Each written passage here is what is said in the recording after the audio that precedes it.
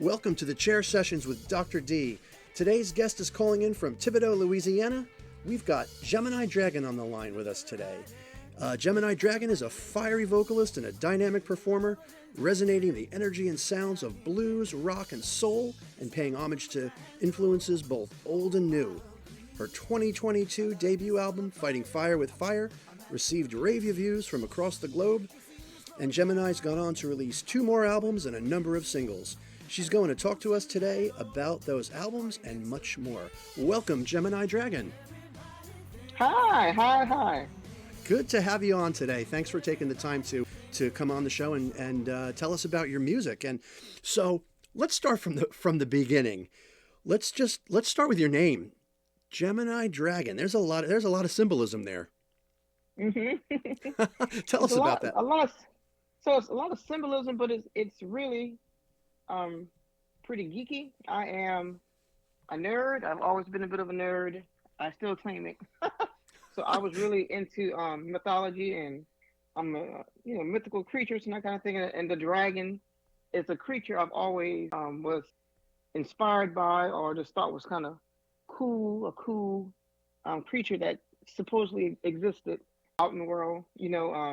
It's supposed to, depending on what culture you go to, but it's supposed to evoke power and divinity, a control of waters, and help to create clouds with your breath, like all these cool and inspiring and image-invoking things. So I love dragons. And of course, I'm a Gemini, so I'll just put those two together. All right. So, in the intro and throughout watching your the videos that I've seen in the intro, fiery, that definitely comes out. And like you said, the dragon symbolizes that fire, that energy, that passion, that life force. And how about the Gemini? Tell us a little bit about the astrological part of that. It's just my zodiac sign. When I first decided, I guess midway after I had been singing with, I started out just singing in church. Never thought I had much of talent for it because I grew up around such powerful singers, and I have a lower range. Like my lower range is my strongest part of my voice, and so I always thought I was a contralto, and I would never sing anything out of my chest voice.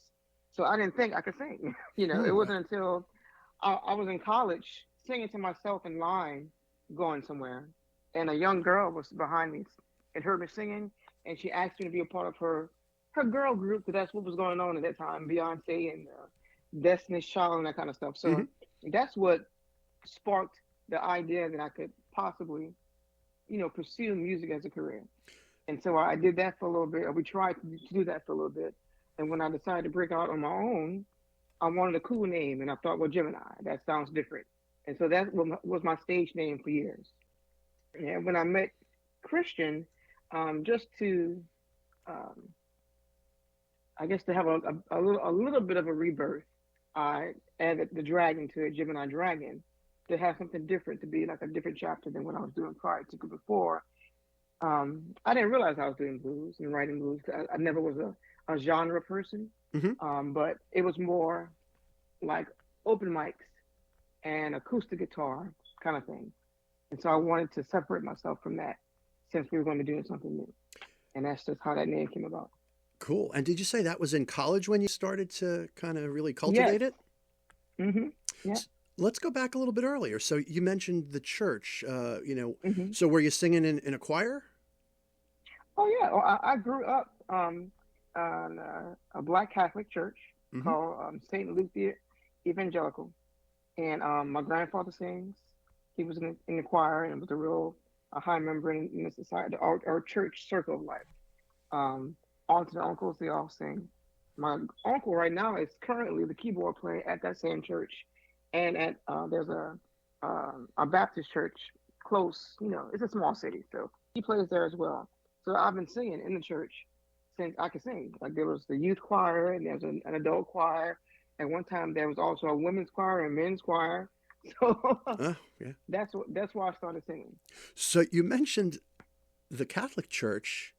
and Hmm. evangelical at the same time there. So that's Yeah. not the norm for the Catholic Church, is it? It is not. It is So, not. But I don't know all the history, of course. mhm. I know that our church, and I wish I would have thought about it. There's a famous black nun. She came from a wealthy family, but she decided to become a nun, and she would go around donating money and land to different black Catholic societies. And so she donated a plot of land to the church that I grew up in. So at one point, that church had its own school and the church as well. They had its own Catholic school. And then, of course, when segregation came around, they closed all that down. They Hmm. closed it down, pieced off the school, and that's in a whole nother chapter of life.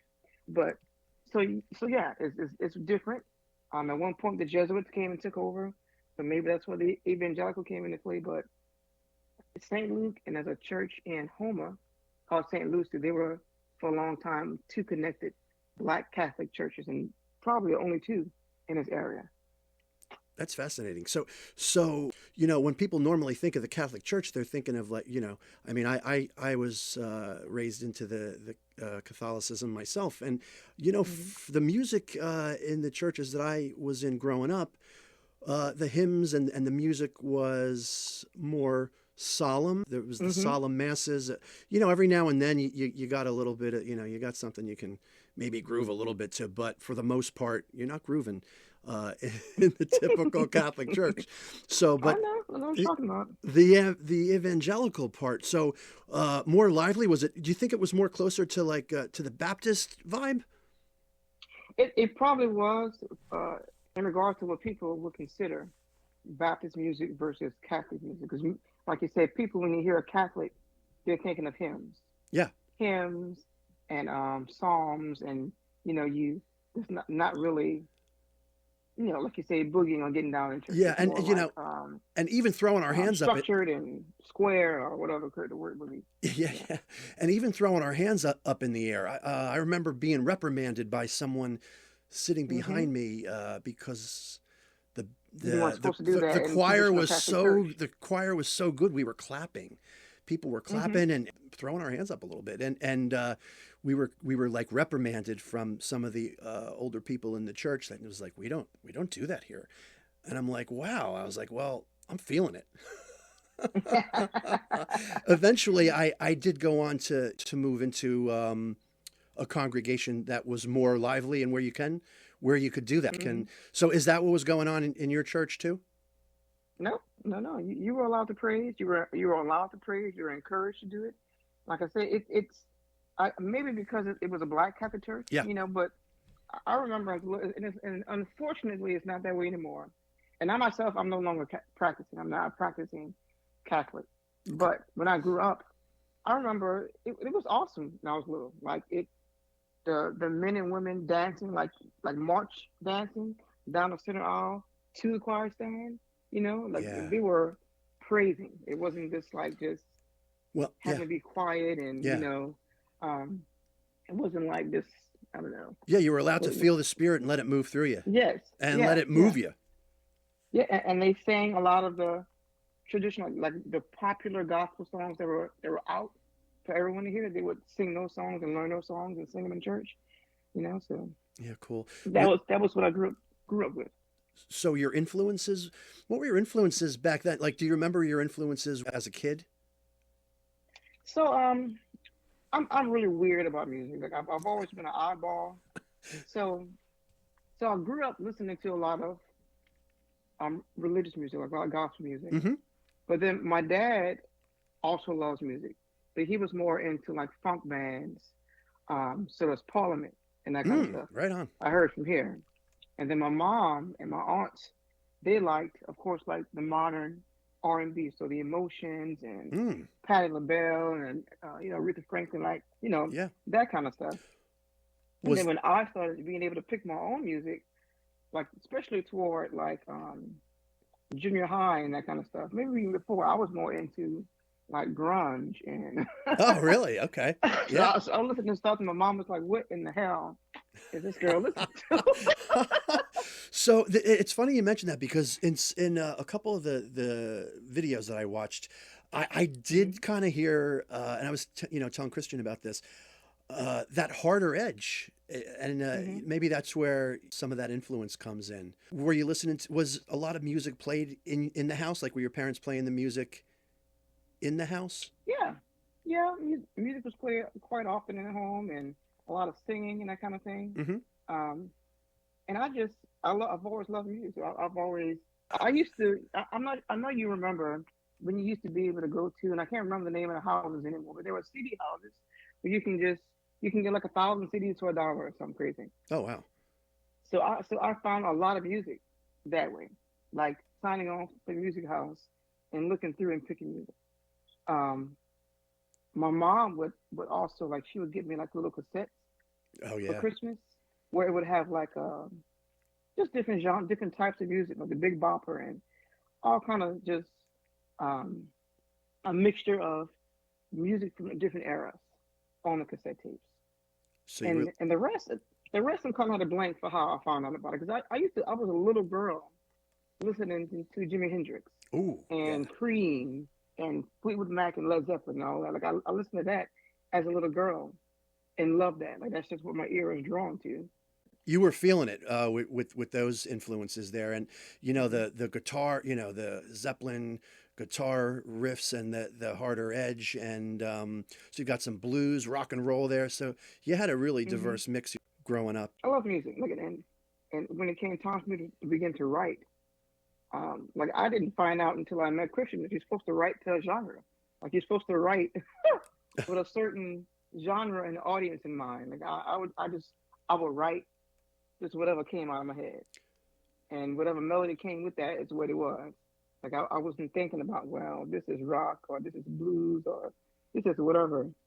Do you feel like in your writing now? Do you feel like that's what you're doing? Or I'm making myself do that because I'm writing with Christian. But he is an extremely, extremely, extremely talented person. He's an excellent business person, but he is extremely talented. Like, he was blessed to be in a situation as far as how he grew up. And, because his parents had their stuff together, so he didn't grow up having to really struggle for stuff. So he was free to divulge in what he wanted to divulge in. And music was one of those things. Like he would tell me over the phone the liner notes, and finding out what producers were making this, and finding out what instrumentalist was playing on that song. So he has a ridiculous mind of music, and who did what, and what instrument is this, and what goes to that. Like, it's ridiculous. So he can write anything. You want him to write a rock song, he can write a rock song. A reggae song, he can write a reggae song. Metal, whatever you want him to write, he'll be able to do it. That's just how his brain is set up in regards to music. And play any instrument he wants to play. It's ridiculous. He is an extremely talented person. Christian is your husband and your manager, is that correct? That's correct. All right. Well, manager in a sense. I have a manager, an official manager, but he, also helps to manage things as well. Right. To stay hands-on. Yeah. So, do you guys write together? Yes, we write together. It's mostly him. Okay. He allows me, because I love to write. So he allows me to be able to get my 2 cents, thankfully, on the songs, and to write verses and bridges and stuff like that, and even to write some whole songs. Like, there's a more than a handful of the songs that I wrote on my own without his assistance, and in regards to the lyric and the melody. The instrumentation is all him. That's him, but I'm not an instrumentalist, so why would I be involved in that? I have no issue with the setup at all.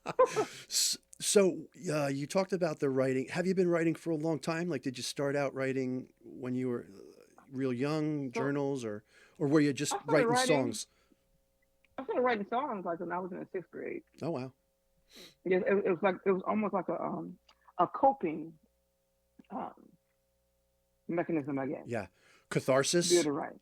Yes, writing exactly. out different things that were going on, writing out Hmm. emotions that maybe things we were going through, and Yep. And like you things said, you wish you would have said, and yeah, that kind of stuff. Yeah. yeah.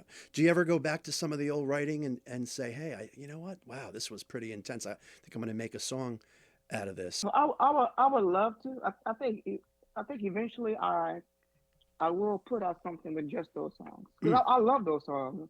They sat with me for a long time, and I performed them for a long time in front of an audience and stuff, hmm with the intention of one day recording them, but never had the right opportunity or the right puzzle pieces fall in place so that would really happen. Yeah. So some of them you've actually performed them. You actually did. So that's kind of like taking the catharsis to the next level. Writing them is the Hmm. first part. Just getting it on the Hmm. paper and putting it together, and then to take it to the next level is to actually go out and And express put it it. in there. Yeah, put Exactly. it in a musical form and express it vocally, musically, bottle moving around. I mean, Hmm. and I've seen some of your videos. Dynamic performer, as far as moving on the stage and great stage presence and performing presence. So Thank that's you. another level of of catharsis. It's like almost releasing another level of all those, like you said, that coping mechanism. It's taken it to the body level. um Exactly. I'm gonna share too. So I'm a nerd too. You talked about cassettes. So, and did you mention earlier about when you were going to get music, was it CDs? Yes. Y- Yeah. I guess like in high school, I guess I was around that age. Is when they had those. Like yeah, same. I can't believe I can't remember the name of the companies, but it was either Columbia House Yeah, and Columbia House, BMG. one that. Yes. They had Yes. all those clubs. You could get like nine CDs for like $1, and then of course Hmm. Yeah. you had to sign up for the subscription. You got the 10 or Hmm. 9 or 10 for $1, and then they were like I don't know, $15 after that. But Hmm. as CDs started to get phased out, you can and even now, probably you can pick some up good prices. You can find some good finds in some of these CD houses. Well, back to me being a nerd, same thing. I love and I miss kind of the liner note. I love the electronic media. You can get it, that immediate gratification. You can get it right on the spot, stream it. But I miss being able to kind of at my own leisure take the time and like look through the booklets, see the artwork, hear, read about the producer, read about the people that played on the album. Sometimes the Hmm. artists were putting, different quotes, how it was inspired. So it was really like the story behind it. And I do kind of miss that. And so that's why I kind of like doing the podcast here. I kind of feel like my podcast serves as, or at least I'd like it to serve as almost like the liner notes to the artists that come on the show. I want to give them the opportunity to kind of talk about the liner notes. I like doing the podcast, and the podcast is kind of like the living liner notes. We've got the Exactly. artist, talking firsthand about the music and the songs, the albums, the tracks, inspirations and stuff like that. So this podcast kind of is like is my manifestation of my own nerdiness and being a liner note geek.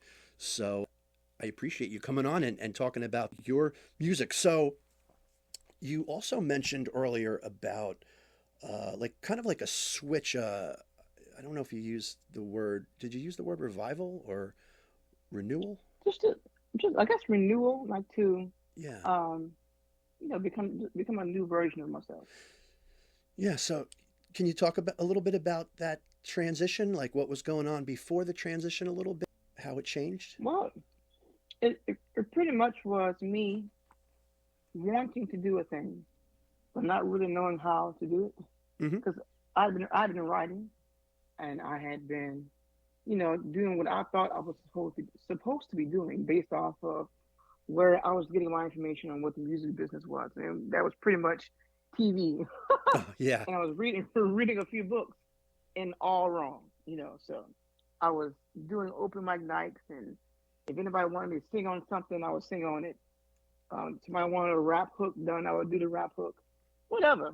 Like I was the thought process was you just do, and people will hear you, and then eventually the right person will hear you, and then something will take off, which is kind of ludicrous, to think that Okay. that's how you would get a music career going, nowadays. But that was my thought process. I was just going to keep on doing as much as I can do.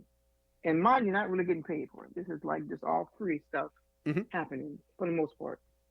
And along the way, I got married, and I should not have. And of course, with marriage comes children. And I actually stopped doing music for the entirety of the marriage, really. Okay. It wasn't a healthy marriage, and I couldn't do music, couldn't do this, couldn't do that. All that kind of stuff was going on. I ended up, I got back into music toward the end of that marriage. I was singing the psalm, which is like a certain part in the mass at church, Hmm. in between the two readings. And a gentleman in the church who I had known all my life, he passed on a few years ago. He had ended up with cancer, but he heard me singing a psalm, and the next day he found out where I worked, Oh, and came and found me at my job and asked him if I would join a cover band that he had. It was like an R&B old school cover band, and that's how I got back into singing. wow.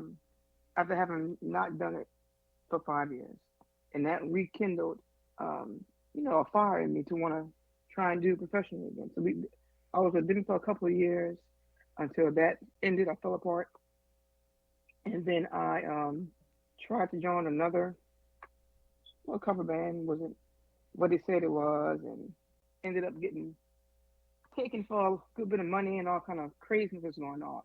And that's when Christian contacted me, like in the mix of all this bad stuff happening Hmm. to me because I was trying to pursue music. And that's part of the reason why I wanted to kind of do a separation from what I was doing then and what I could be doing, Yeah.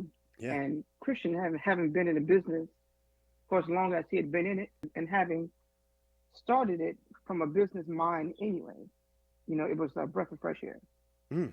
Hearing about information that I didn't even know was like even a thing in existence in regards to the business side of music, because like I said, a lot of my information came from TV. Yeah.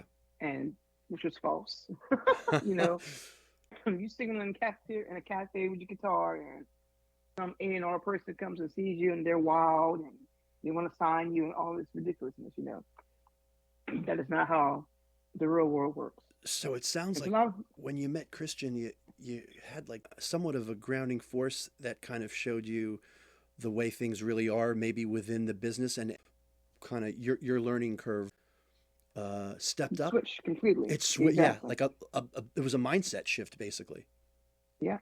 Yeah. And I was trying to research myself and reading books and trying to get information on just publishing stuff and contracts and royalties, and I was trying to get an idea myself on what all that was outside of just writing songs. But when we ended up making contact with each other, it got a little better. Not a little bit, a lot better. Because now I'm actually doing the thing I was wanting to do for so long. Wow. So it's funny as you're talking about all this, it kind of brings the dragon back. Kind of almost like a phoenix. You got Hmm. this this new fire-breathing dragon flying Yeah. high. I almost see like the symbolism of like you said, your renewal. You made that mindset shift. When we make a mindset shift, it really is. It opens us up to sometimes a whole new world. Some emotional places, even geographical places that we go to or that we didn't even think about before. And it can change our whole life. Exactly. So yeah, so that dragon, I can see where that really takes on a big part of the symbolism there. Um, let's talk about your music. Let's start from the beginning though. Let's do a discography. Let's start with your your debut album, Fighting Fire with Fire. Talk a little bit about that one. There were actually two singles that were released before, two singles and an EP that came out before Fighting with Fire. Okay. Yeah, the first two singles that we released were called Like It or Not and A Storm Is A Coming, and that came out in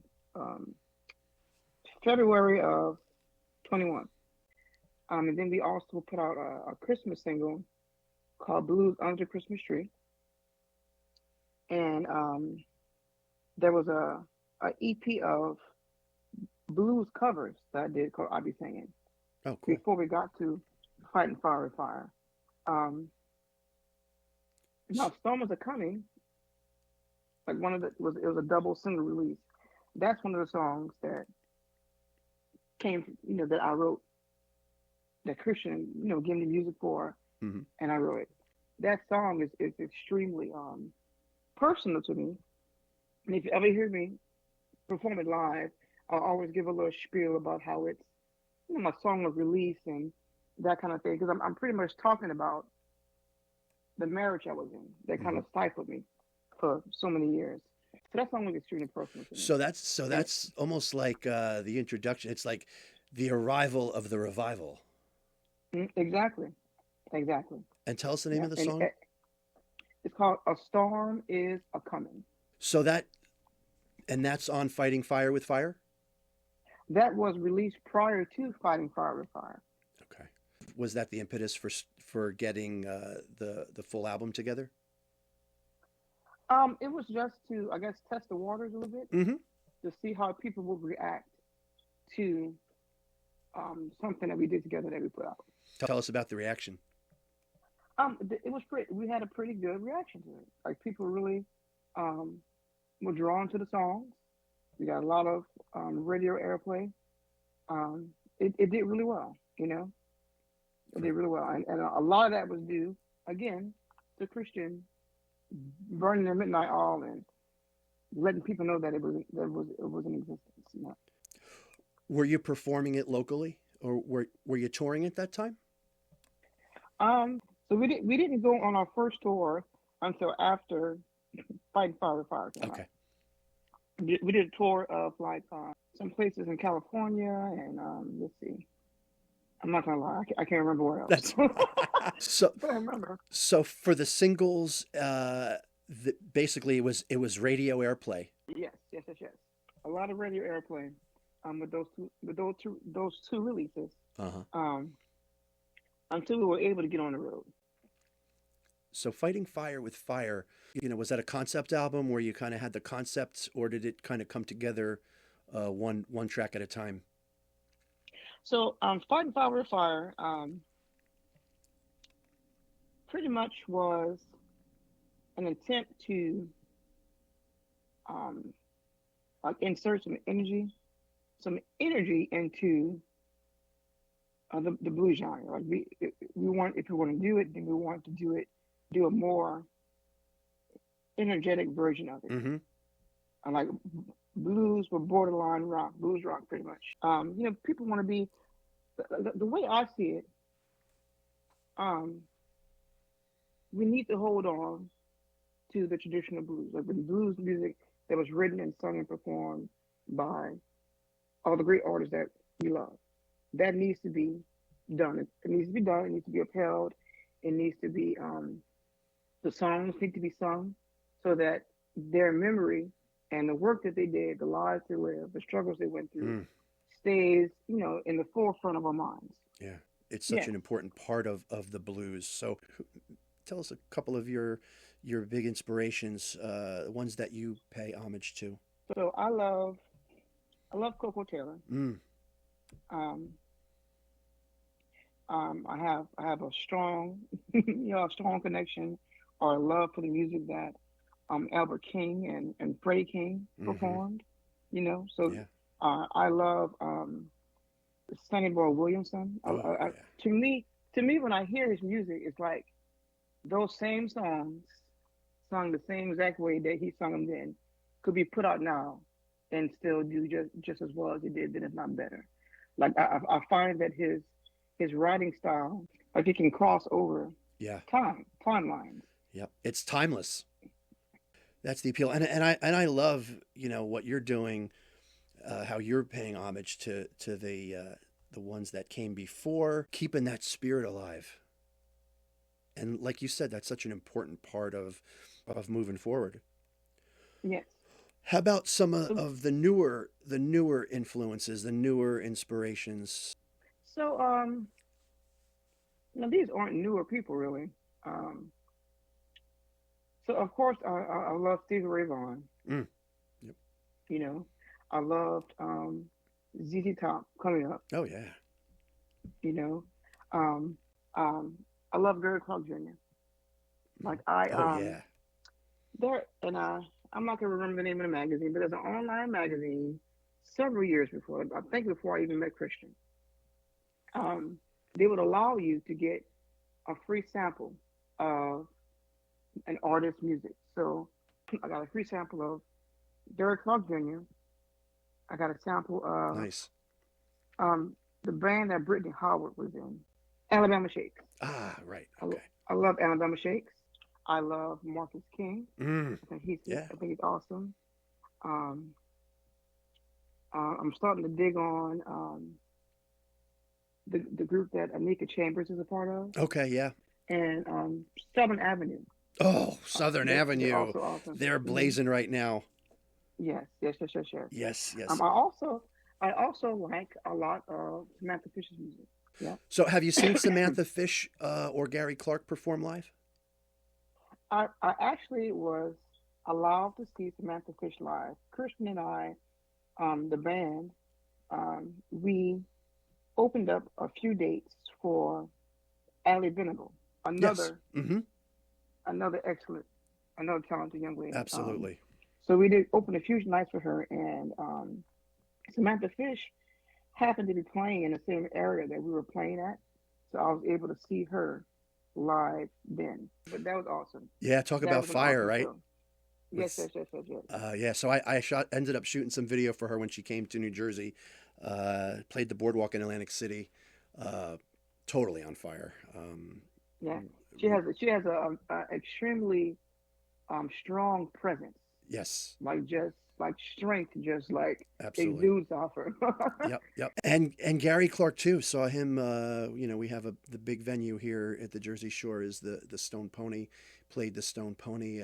Another great performer, energizing, dynamic performer. Just great musician, great band, awesome synergy.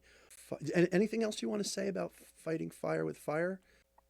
So that was the first EP, and I actually recorded. Like I recorded the vocals for that in my own home. Oh, cool! Like I was by myself recording the vocals for that.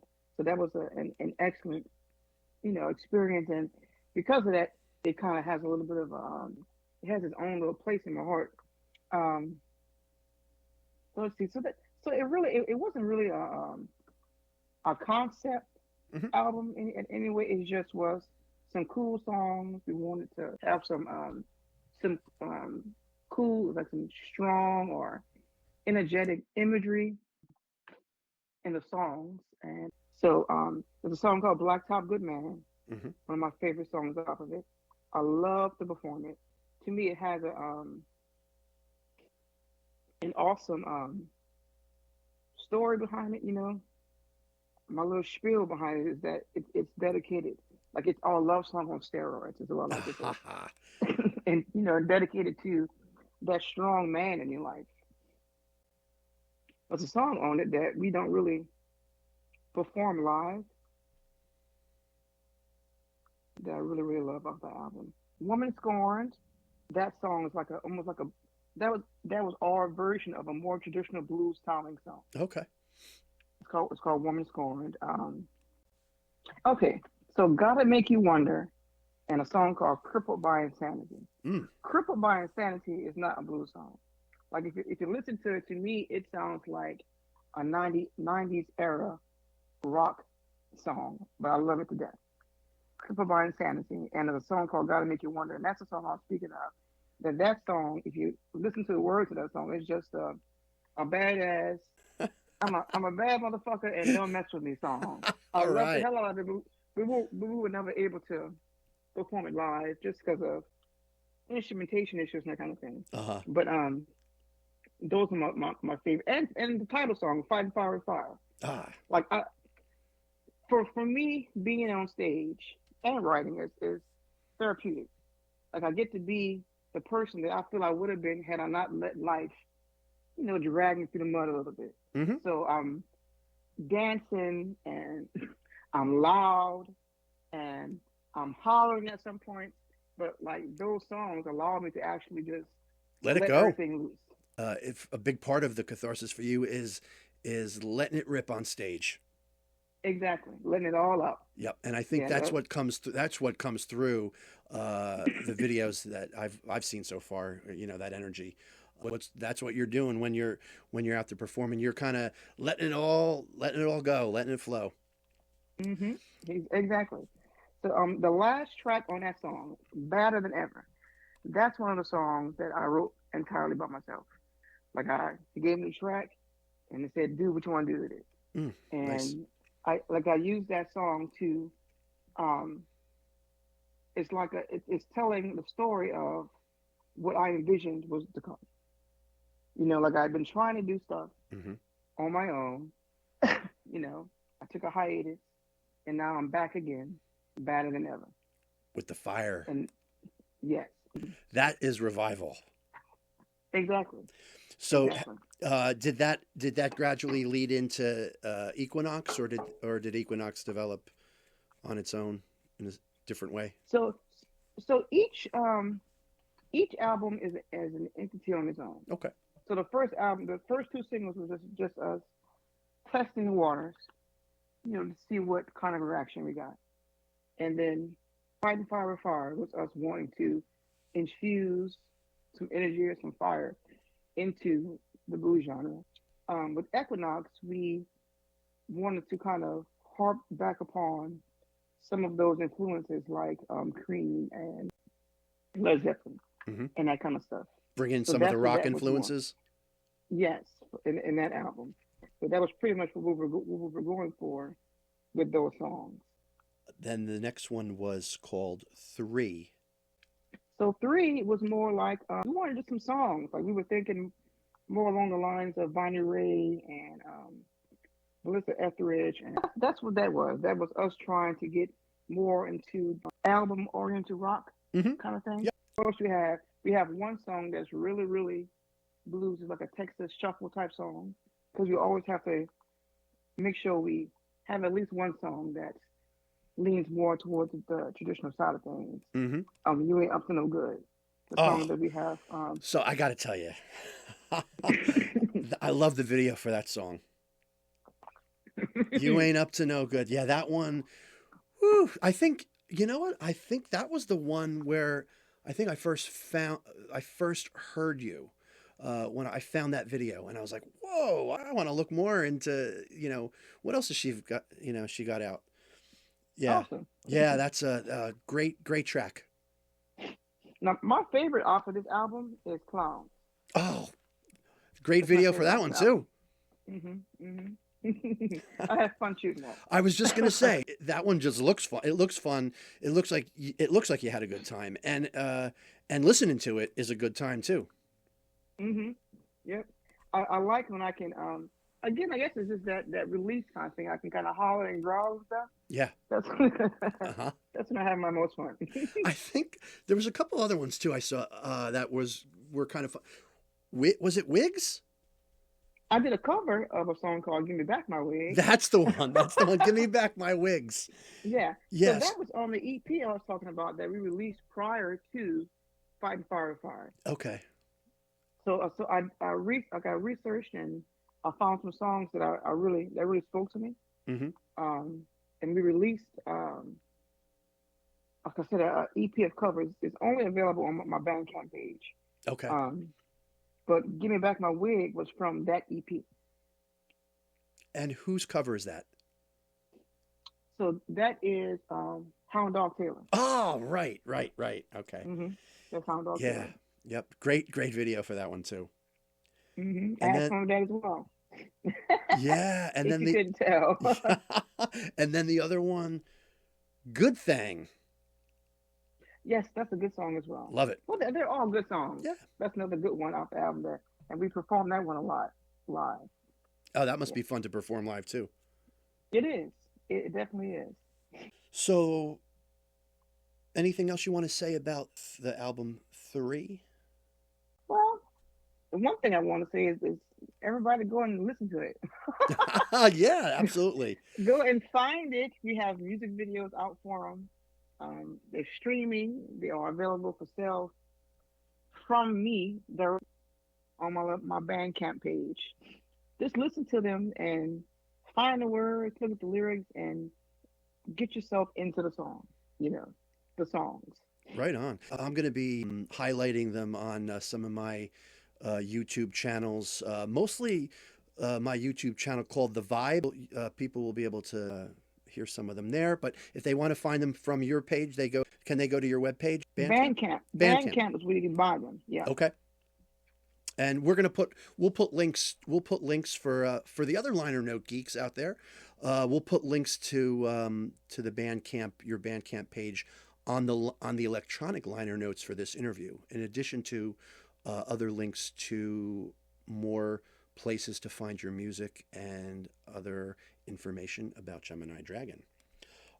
So are you touring now in support of your music and the new album? No, we're not touring now. The new album's going to be out in September. We have a show in October in Florida, Camping with the Blues. Oh yeah, and right. We're going to line up some dates around that, and probably start filling in some stuff to take place at the end of the year, going into the new year. But right now we are, we're promoting and getting stuff together for the upcoming release of Moonlight Moving and Grooving, which is the upcoming album. Moonlight Moving and Grooving. That's right. Right on. Yeah, yeah. That sounds fun right there.